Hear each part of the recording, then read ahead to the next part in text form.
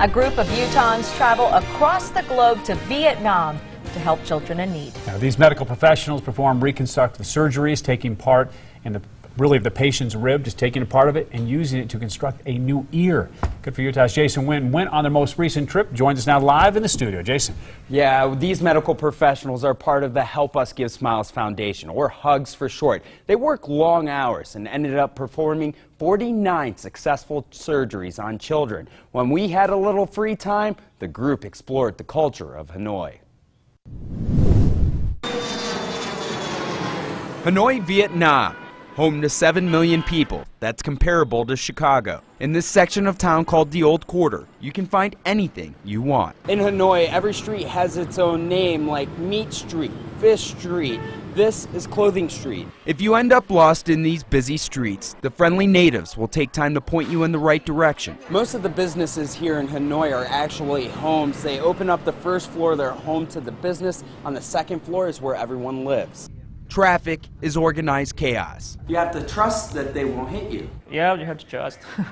Building up trust is easier said than done. The key to these streets is predictability. Don't stop, and the people will try to avoid to hit you. What will make you stop is the smell of food. It's simply amazing. It's exciting to visit a different country and to experience that culture and that food. The native broth, called pho, comes in all flavors: chicken, beef, and my favorite, duck. You can also find fresh veggies, handmade spring rolls, and if you feel like trying something more on the exotic side, take a look at this fish. I'm still trying to figure out what it is. The people from the HUGS Foundation work 12 to 15 hours each day, so street food is a saving grace. Take a look at it. There's all types of stuff: mushrooms, chicken, pork, eggplant, and I'm just getting it, so let's try it.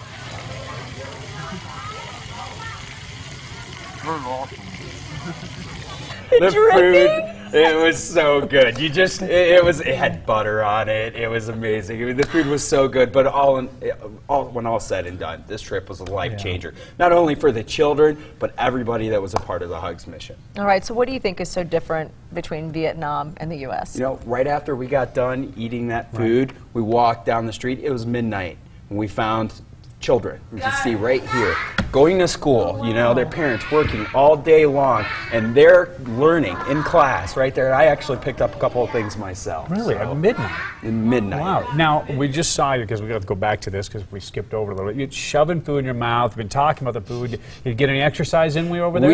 We did. Exercise was actually a pretty cool thing out there. They actually go out to the parks. You see right there. They do their Tai Chi out in the parks. They also do it on the sidewalks here, I think. They're right there on there, so you can see that.